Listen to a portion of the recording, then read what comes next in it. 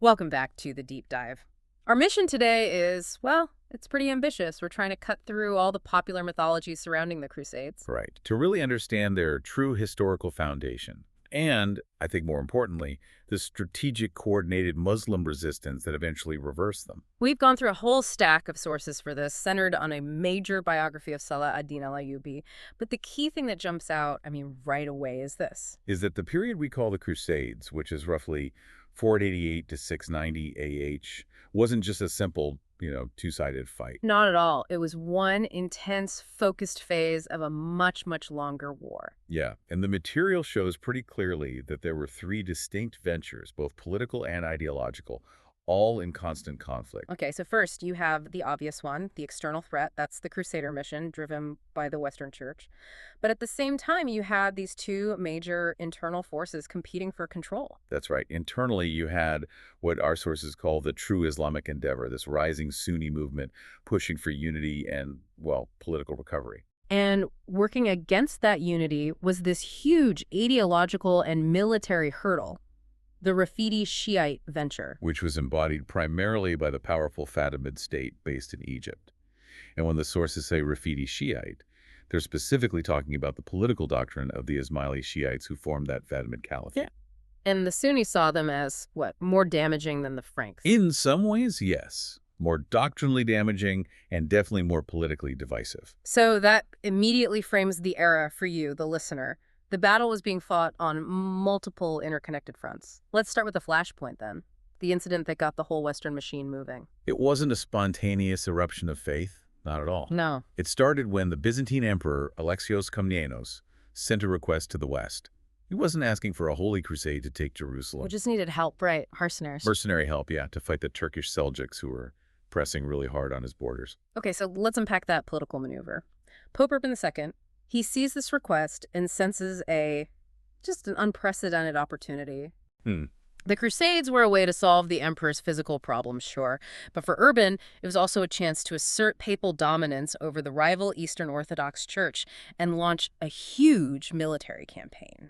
It was a calculated risk, and it paid off spectacularly for the papacy. It was a political masterstroke, really. It's all masked in the language of divine obligation. Completely. Which brings us right to the Clermont speech in 488 AH. And just for context, that's 995 CE. We'll stick to the Hijri calendar, but this was not some moment of passionate frenzy.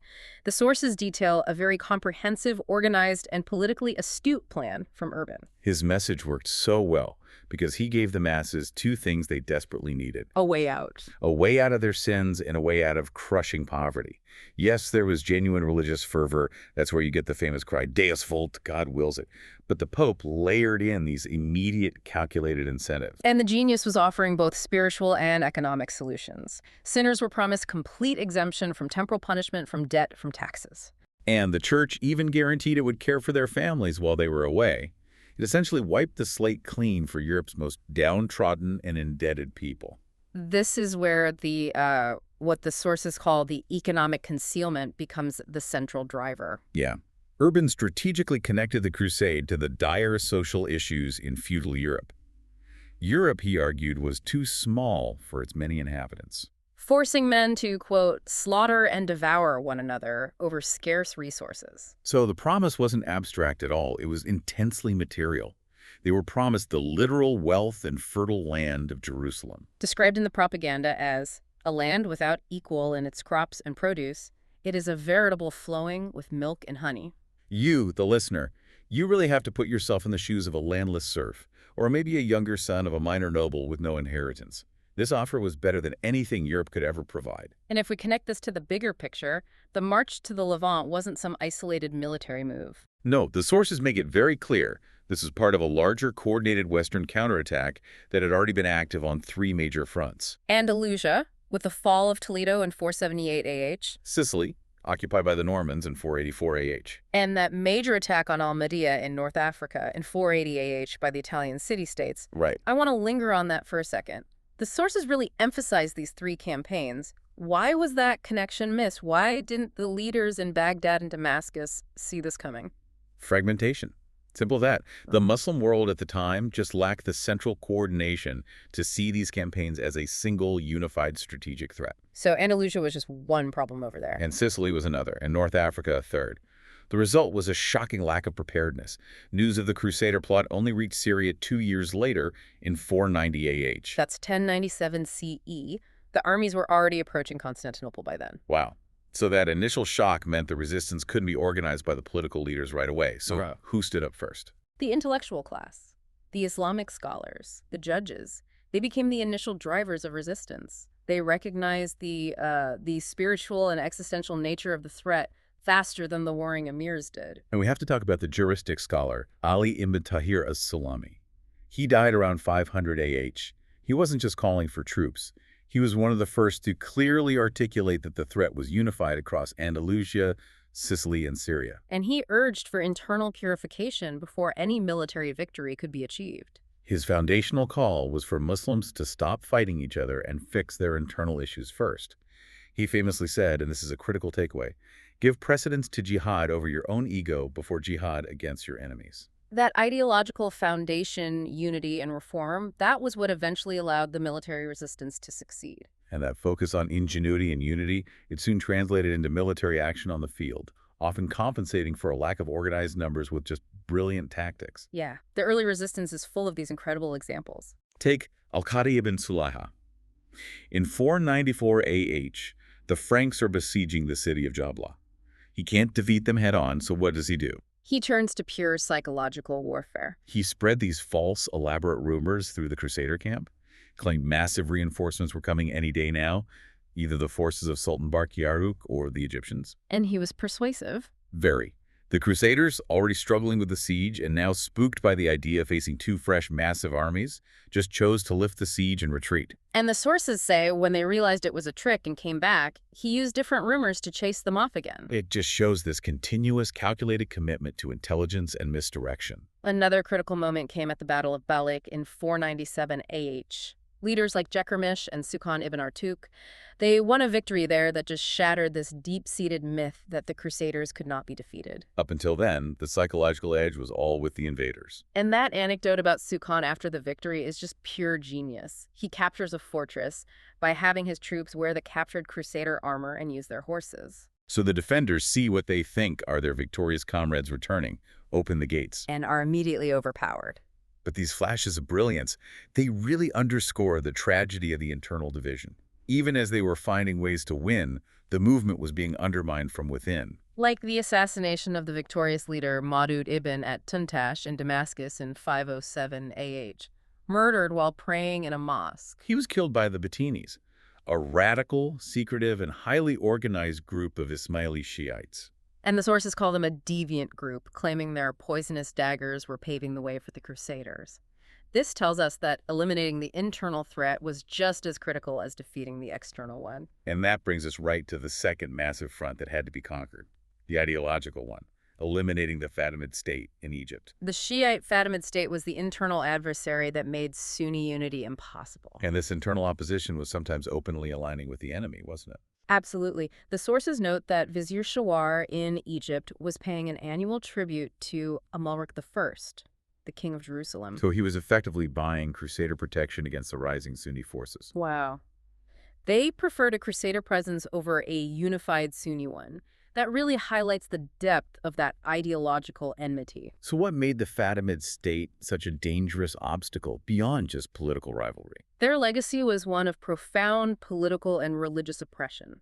They forced their own particular madhab or school of law on people. They executed Sunnis who disagreed. And they made these exaggerated claims about their founder, Ubayd al-Ahmadi, claims that to many bordered on heresy, knowing the unseen, even prophethood. Okay, so if the Fatimids had institutions like Al-Azhar spreading their doctrine, how did the Sunni movement build its own counter-ideology? Well, this intellectual foundation started long before Saladin. It was the Sunni revival, built largely on the Nizami schools, starting back in 455 AH. These are great learning centers. Deliberately created as an intellectual and institutional counter-movement to the thought coming out of Cairo.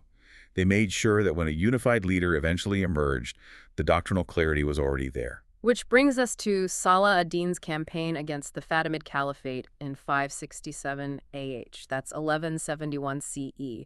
This wasn't a sudden collapse. No, it was a slow, meticulous, and systematic political and ideological coup, guided by advisors like Al-Qadi al-Fadil. A surgical operation. Exactly. It began by politically and symbolically degrading the system. They humiliated the Caliph al-Adid. They quartered Kurdish officials inside the royal palace, basically showing that the seat of Fatimid power was now just a military barracks. And the intellectual suppression was just as systematic. Salah ad-Din ordered a halt to the Friday sermons at Al-Azhar Mosque, Which had been the main institutional center for Ismaili doctrine for centuries. That was an earthquake in the intellectual life of Egypt. And to make sure the ideology couldn't revive, he abolished all their sectarian festivals and systematically destroyed and burned Ismaili Shiite books, Erasing their textual presence. And the final blow was purely ideological. He attacked their very claim to legitimacy by reviving the claim that they had a false descent from the Prophet's family. Openly calling them Banu Ubaid, after their alleged founder. So it was the complete ideological and physical eradication of the internal adversary. It freed Egypt for the unified cause. And that internal consolidation immediately paved the way for the unified push against the Crusaders. The critical military turning point had actually happened a bit earlier, under Imad ad-Din Zangi. The conquest of Edessa, 539 AH. 1144 CE. It was the first Crusader principality to fall. It proved the momentum could be reversed. And again, we see ingenuity over brute force. There's another great anecdote from that siege, right? The scholar Musa al-Armani. Yes, he dressed in Armenian civilian clothes, slipped into the city, and spread these deliberate false rumors to sow panic and chaos inside the walls. That intelligence ob directly contributed to the city's fall. This success, of course, brought a predictable reaction, the Second Crusade, which failed spectacularly in 543 AH. But that failure provided a powerful lesson for both sides. The Crusaders made a huge strategic error. They betrayed their alliance with Damascus and attacked their former ally. Instead of targeting the main power center in Aleppo. That betrayal was a gift to the Muslim side. It forced Damascus to seek help from their regional rival, which led to the Crusaders' defeat by the unified forces of Damascus, Aleppo, and Mosul. It proved emphatically that the greatest military weapon the Muslims had was unity. And that strategic unity was secured through the powerful and, I think, often misunderstood partnership of Nur ad-Din and Salah ad-Din. Their relationship wasn't about personal drama, despite what some later historians wrote. Not at all. It was entirely focused on a greater strategic goal: isolating and eliminating the Crusader states. Their coordination was phenomenal. A prime example is the failed Byzantine Crusader siege of Damietta in 569 AH, shortly before Nur ad-Din's death. Right. While Salah ad-Din was focused on defending that critical fortress in Egypt, Nur ad-Din launched coordinated diversionary raids deep into Greater Syria. Precisely. Those raids pulled vital Crusader resources and attention away from Damietta, which relieved the pressure on Salah ad-Din, and it let him solidify his control over Egypt. Which, with its vast resources, was the necessary geopolitical and logistical precursor to the great victories that came later. Once that core state was established, Salah ad-Din moved fast to secure it strategically. The sources highlight incorporating regions like Yemen, which was key not just for income, but for commercial and military control of the Red Sea. And he also secured Nubia to protect the southern flank and the Nile. So what's the synthesis here? When we look back at the accomplishments of leaders like Salah ad-Din, we realize they weren't isolated historical accidents. Not at all. They were the culmination of gradual, cumulative, and patient effort. They were the victory of an organized ideological and military movement that first prioritized internal purification and unity against self-sabotaging division, and only then did it focus its full power on the external invasion. And this commitment to justice and strength was recognized even by his enemies. European historians of the era acknowledged Salah ad-Din's exceptional character. Often praising him, Yeah. regarding him as the greatest figure of the entire Crusader era. So the ultimate lesson this deep dive raises for you, the listener, is about the historical formula for success. If unification against an external threat required first eliminating that paralyzing internal division, the Batinis, the Fatimids, then the challenge today is identifying our own self-imposed obstacles. Indeed. It brings to mind the profound belief of Umar, who was the first Muslim liberator of Jerusalem. He said that later generations would not prevail except by means of that by which its first generations prevailed. The focus was always on that ideological and moral bedrock. And that really is the ultimate provocative thought. Does the path to confronting modern challenges also require a prior commitment to sincere belief and a unified purpose? Something for you to mull over. Thank you for joining us for this deep dive.